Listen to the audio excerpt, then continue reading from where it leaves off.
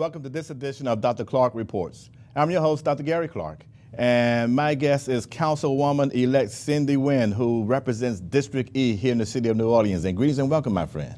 Thank you, Dr. Clark, for having me here today. Yes, and I know this has been a very, very busy period for you. You've come off a very powerful campaign, and now you've elected to the New Orleans City Council. How does it feel? It feels great. Definitely wonderful to be representing the people in District E, which is a district that I love and adore tremendously. My family has lived there for 43 years now. Oh, absolutely. So that's a lifetime in some cases. But you know what? But District E, and for many of the viewers that are listening in and watching, tell us about the dimensions of that district and the composition of it, so that because I know it's the largest district in the city, and it's pretty comprehensive. Yeah. So it is a 75 miles radius district. Yes. So from the low 9 to the east, all the way to Venetian Owl, and then we can't forget about our residents in Fort Pipe out there. And so it's what I call buku of land. Oh, yes. Yes. It is predominantly, I believe, it's about 75 to 80% African American residents, about 15% Vietnamese American, if not Asian American. And then you have a very small number of Hispanic or mixed ethnicity. And so, of course, just thinking about the statistic of the district and being elected, I am extremely humble to have received the votes from a very cross neighborhood, cross ethnicity in my district. Well, you know, it is a testimony and a testament to the work that you do. And I know that you're preparing for a long sojourn in the district.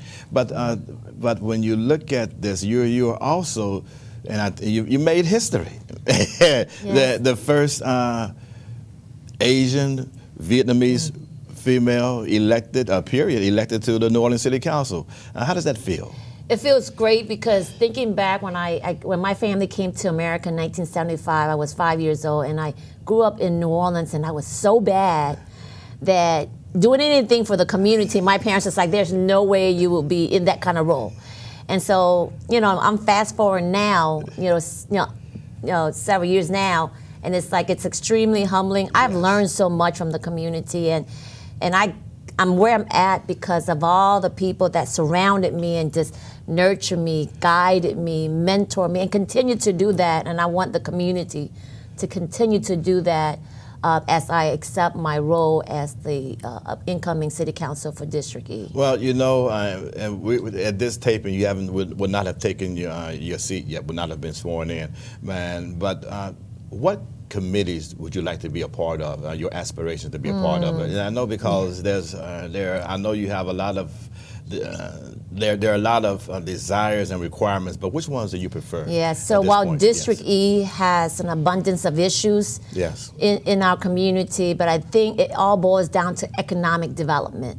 And so that is the committee that I am lobbying, I'm championing, I am talking to my colleagues that said, listen, we're the only one that could build, so allow me. And then in addition to that, I have over 8 years of working with different chambers, so I have background in economic development.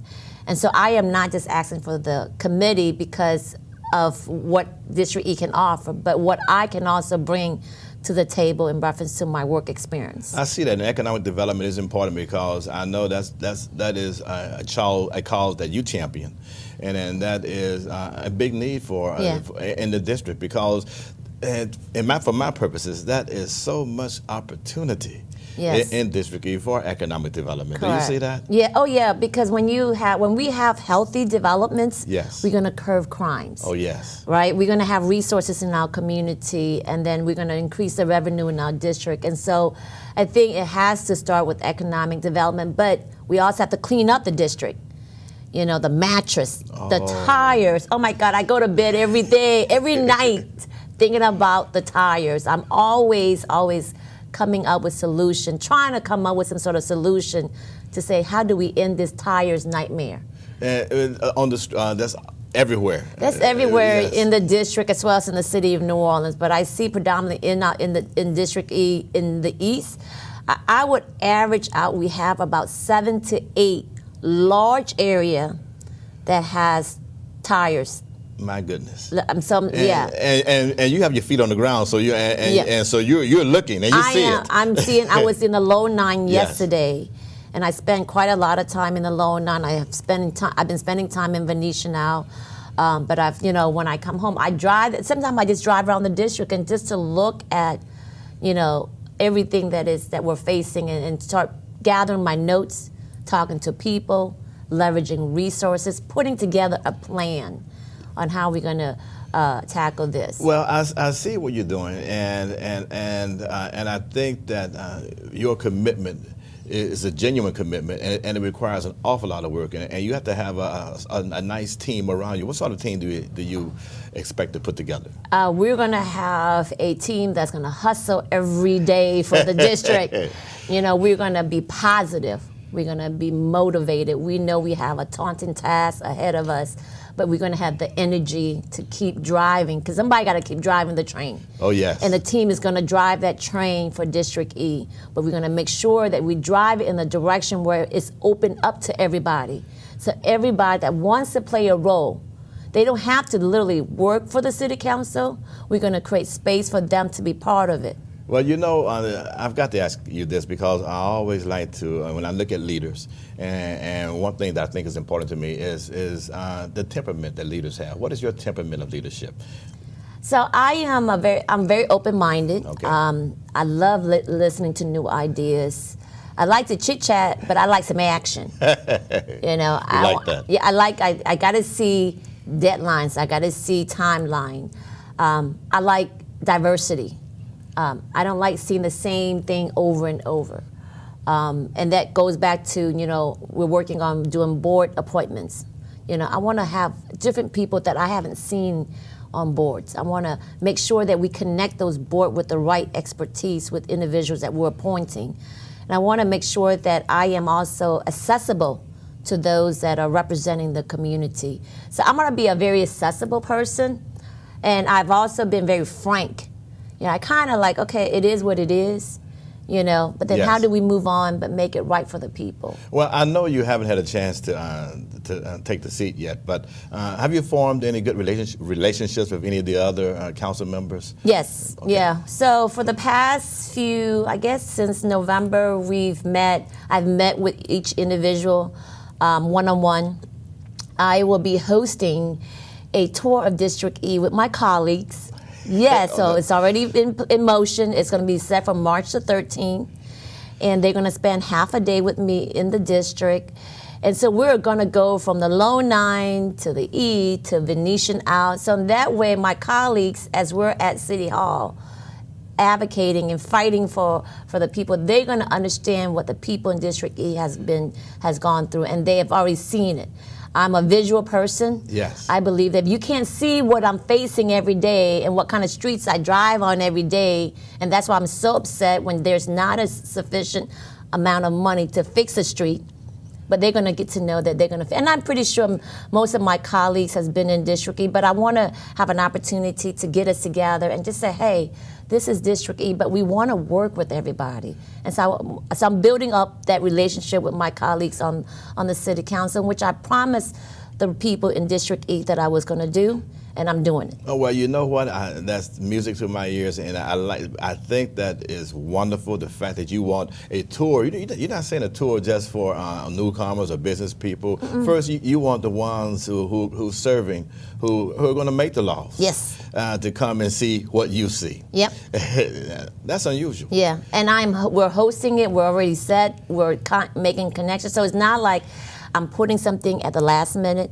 We're going to we're going to have history of different neighborhoods so my colleagues would know. We're hoping to have maybe some quick stop where they could jump off of the bus, say hi to the people, get back on, because we do have a large area. But it's going to be fun. Yes. It has to be fun, right?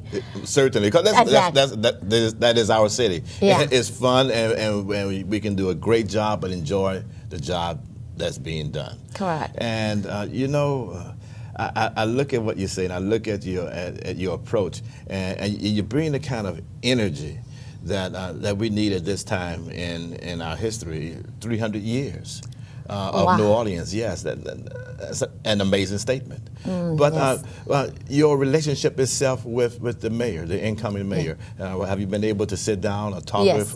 with her, because she's made and is making history herself? And That's so, right. Yes, this is wonderful. So this is definitely an opportunity for me to congratulate, of course, Mayor-elect Latoya Cantrell. I've known Mayor-elect when she was in City Council as District B, worked with her on some issues for the people. Very excited that she's in her role. We've already met, and let me just say this. We didn't have any sidebar of what we're thinking, but it was amazing during our meeting how we gelled together. And it was just like, OMG, this is great. Just particularly around economic development, making my thinking that we have to infuse incentive into getting investors to come into the E, luring them in.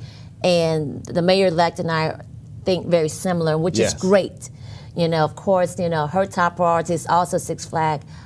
Dr. Clark, I live like a block and a half from Six Flags. And so for her to just talk about it's just like music to my ear. She has the energy. She's very committed to District E. And so I feel very confident that things are going to be happening. It may take a minute or two, but I know the commitment in this upcoming administration, as well as my city council colleague, is there for District E. Now, I would be remiss if I did not mention this. I want you to talk to us about VIET, your nonprofit organization, and tell us about it and how it is standing right now. So, of course, so VIET was a nonprofit organization that I co-founded when I first came back to New Orleans. And it was to help to bring communities together. And because of the work that I've been doing at VIET and the relationship that I was able to foster out of it, I was able to connect with the community and saw that there was such a disconnect. And so VIET is still operating. It is a nonprofit organization that focuses on providing summer camps. So we're working on summer camp right now. I'm still designing the summer camp. So for parents that are watching this, VIET will have their summer camp this summer. Because we're known for that. I Yes. get calls all the time. We help people with filing taxes. We have a senior program for our senior citizen. Eventually, I will be a member of the senior program. So I'm just kind of setting out activities. It's a long ways to go. Yeah. So. But yes, I'm really, so VIET is going to still be serving the community, really blessed to have an organization and be part of an organization that has made significant impact to the community. Well, what's the biggest challenge you think that's facing VIET? I think it's just the transition because Okay. I've been the executive director for 16 years, but I have 100% confidence in Ms. Langley, who is going to be taking over the organization. She has been with the organization for 4 years, very committed, has the capability of running an organization.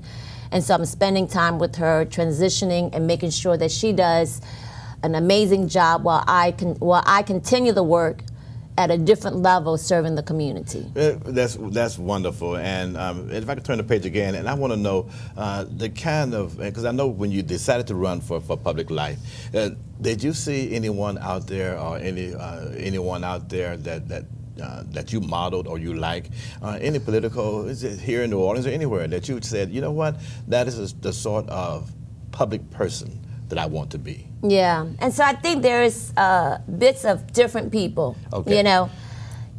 Of course, our mayor-elect, because she's very grassroots. Yes. So I feel like the mayor-elect and I have very similar concept, really down to earth. I have Ms. Lynetta Gilbert, who is not an elected official but very active in the community, has mentored me, and I love the way she always says, Cyndi, just sit back and you don't have to rush to make a decision. And so she has built that in me to allow me just to listen, and you don't always have to respond. Absolutely. Right, and I love that, and when I was able to comprehend that meaning of that statement, I incorporate that in the work that I do, and I find that it has helped me greatly. I'm not a politician, by the way. Okay, so it's just looking at. I think every political leaders have different attributes that I have taken. Yes. But I think stepping up is one thing that everybody did when you think about it. And they have encouraged me to step up for whatever reason why they stood up, but they did. And so I think just seeing that, an individual in the community stood up and ran for a seat, it does take a lot. I ain't gonna lie to you. And what has been the response in the Vietnamese community to your election? They, of course, very excited the fact that they've actually seen me grow up in the community as a little kid since my family has been here for a while. I think for them it's being able to connect with city official that speaks their native language, which I still speak Vietnamese when I need to, which I keep my native language very fluent. I make sure that I brush it up, like you would say, right, once in a while. But I think just having as simple as being able to communicate to an elected official in their native tongue is extremely relieving for people. The reason I ask that question is because I know that should be indeed a source of pride, a source of joy, and also a source of expectations. My father was extremely emotional on election day. I remember he came up to me, and I remember coming up to him. I said, Dad, I spoke to him in my native tongue, and I was like, I won. And then my father started crying, which, my father hardly ever cries. He's a very traditional guy. Yes. And he's like, he goes, and you were on my back when we left Vietnam. I was 5 years old, and I was on his back, and he carried me over on the boat. He goes, you were that little girl that was on my back. And he's like, he couldn't even talk. He was just so emotional about it. And when I saw my father's face, I recognized the responsibilities that I'm about to inherit. Right. And looking at his face almost every day is going to empower me to always do the right thing, because my father left Vietnam with nothing, with literally nothing. We only had 2 outfits on ourselves. Didn't have money, and he had to learn the English language and have to rebuild. And for him to do that and give me the life that I have now, it is my responsibility, when you think about it, to do right, not just for the Vietnamese people, but for the people in America, particularly in New Orleans, a city that has welcomed thousands of immigrants in 1975 and continue and embrace us here, and we created our home here. And so I have that duty, and I accept that duty, and I wake up accepting that duty without any expectation from anybody. I'm going to do it anyway. Absolutely. And again, I would like to remind my viewing audience that I'm Gary Clark, and I'm speaking with Councilwoman-Elect Cyndi Nguyen, who's going to take over in a few weeks and do this for us. Please tell my viewing audience the Cyndi Nguyen story. We've got portions of it. Tell us the Cyndi Nguyen story. Yes. So I came to America at 5 years old, extremely motivated of serving the community. I am extremely humble to be in this position, and I want to ask you guys to continue to support me. I am the most laid-back, fun individual. I have 6 kids. I'll be making 48 2 days before I get sworn in. Beautiful. Yes, I have a 25-year-old daughter, an 18-year-old daughter, a 13-year-old daughter, and triplet sons that are 8 years old. My goodness. Yeah, I have a very loving husband that's very supportive. And my idol is Cyndi Lauper. And I will be going to her concert this Saturday. I don't know when this is going to air, but Cyndi Lauper is my idol. So when you think about Cyndi Lauper and her personality, oh yes, girls just want to have fun. That's right. But we do get things done. Yes. And I'm very committed in getting things done. But I want people to stay engaged with us. And if I could take this opportunity to share that I do host a Facebook Live on Facebook every Sunday at 7 p.m. where I make myself accessible to the public, to my constituents, so you could chime in and ask me questions or learn about what's happening in our district. And so every Sunday at 7 p.m., and yes, we will have Facebook Live on Super Bowl Sunday at 7 p.m. I will be on, and making myself, yes. On Super Bowl Sunday. I'm doing it every Sunday. I'm committed, doing it 52 times in a year. Oh, yes. Yes. Well, and you did mention your dad and some other folks, but who were your influences along the way? Some other influences. Who were the folks that really affected your life? Your dad affected you? Yeah. Yes. Yeah, so of course I've talked about my colleagues in the field, in the nonprofit field. You know, and I'll go back and one person, you try not to, because, if you point out somebody, you're going to forget somebody and you're going to get yourself in trouble. But I have to give this gentleman his credit. Former Mayor Mark Morial. When I first came back to New Orleans, I came to him and I say, Mayor, I have this vision. I want to create this nonprofit. And he believed in my vision. If it wasn't for his investment and his belief in me, and he just met me. I just got home, but he invested, seed money into Viet, and for us to grow the organization, and so of course, he allowed me to do the work, because if he didn't believe in me, then I won't be able to do Viet. It'll be a struggle creating a nonprofit, but he invested into my initiative, so definitely want to give him credit. My grandparents who have passed away, and actually it's because of them that I came back to New Orleans, Dr. Clark. Yes. I left New Orleans for about 10 years, and during that time, I felt like I was very disconnected from my grandparents, and I knew that my grandparents was aging, and I wanted to make sure that I had some time with them before the Lord calls them. And so I came home 18 years ago. I was able to have 7 wonderful years with them.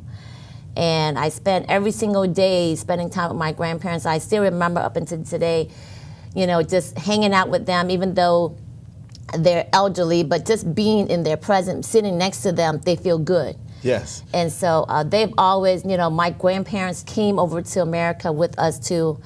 And, my grandfather is 6'2", and my grandmother is 4'11". Can you imagine?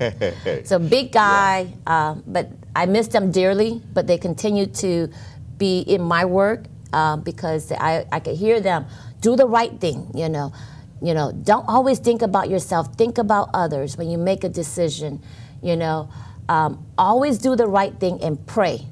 Yes. Now we look at our community, and I can look at a host of concerns that we have, but I know there are certain priorities. But and you talk about economic development in District E, but the city at large. What do you see are some of the primary issues that confront our community? Yeah, I think probably people would say crime. Yeah, right. And but I think that once you have strong economic development and connecting those individuals that are disconnected, and get them into a prevention programs, making sure that they're able to take care of their family. I think you'll see a deduction. And then, of course, equipping our police officer, our NOPD, with the right resources, manpower, to make sure that and the equipment that they need to fight crime. Yeah. I think prevention program is huge. I am really much in prevention program. I don't believe in locking people up right away. Because I work with people, I work with kids in the community. Many of our kids come from a very disconnected community or families. We as a community need to make sure that how do we connect them on the right track. And prevention programs, we have different mentorship programs that could help them, but ultimately they have to be able to take care of their family when you think about it. And we got to create jobs. Other issues in our community, I really believe, is that we have, people trash our city. Yes. Right? Naturally, for some reason. Exactly. Yes. And, so I really believe that we need to do a campaign, just like Texas. You don't go to Texas and trash up this, right? No. And because they mean business. If you trash, they're gonna get you. And so I think we need to really stay firm in reference to cleaning up our city, so in that way she stays beautiful the way she is. Right, precisely. Is there any solution, immediate solution to the pumping problem? Yeah. Because I know that is paramount. Maybe not as much in the east and in your district, but in other portions of the city, yes. I know District E has been blessed, but that doesn't mean that we don't care about our family and friends in other districts. So we have not received a briefing on sewage and water board from City Hall yet. So I hate to make a comment on things that I have not received information, but I know we have a big problem ahead. Yes. Right?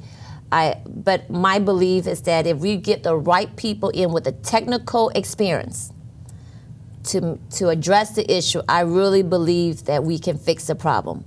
I'm a very positive person. I believe that there is a solution to everything. We just have to be willing to work together. We have to put our differences on the side. We have to come in there with the agenda of serving the people in this city and making sure that the funds that are being allocated is used wisely, with accountability, and right for the people. Well, you're so correct on all fronts and all levels. And there's another dimension I think that's very important when it comes to government, and that is the relationship between city council, the city council and the mayor, but also with the state delegation. Yeah.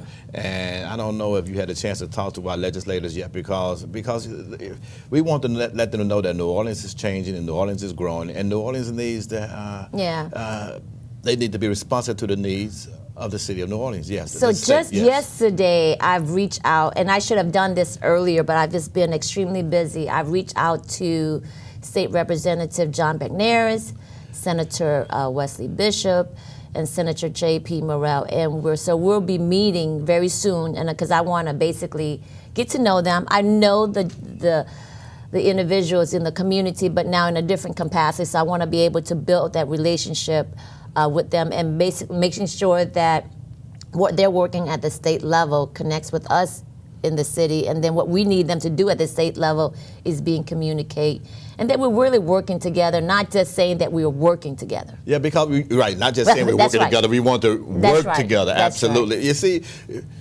you already hitting the ground with a knowledge and an understanding already. You know, and that's the beauty of the process. We have about 1.5 minutes remaining, and if you could please tell our viewing audience your vision for District E and your vision for the city of New Orleans. Yeah. So particularly for District E, my vision is to create a district that everybody from birth to 99 years old will have the quality of life, which encompass, opportunity in our district, resources and anonymity that you do not have to travel out of the district, where you could actually take your kids to the park and feel safe in your own district. But then you also, when you walk out the door, you're not disgusted with the fact that it's so trashy outside. My vision is to create, to beautify the district with home ownership. In the Low 9 area, for an example, before Katrina, it was predominantly home ownership. It was the baddest booming place for home ownership in the Low 9. Absolutely. We need to bring that back for the people. Everybody deserves quality of life, and so my vision is to basically improving the quality of life for the people in District E, but for the city of New Orleans, for us to work together and make sure that we bring all the resources to the city that would beautify her. I want to thank you for joining me. Thank you. It's been absolutely wonderful, and I want to thank my viewers for tuning in. And as always, it's been a pleasure.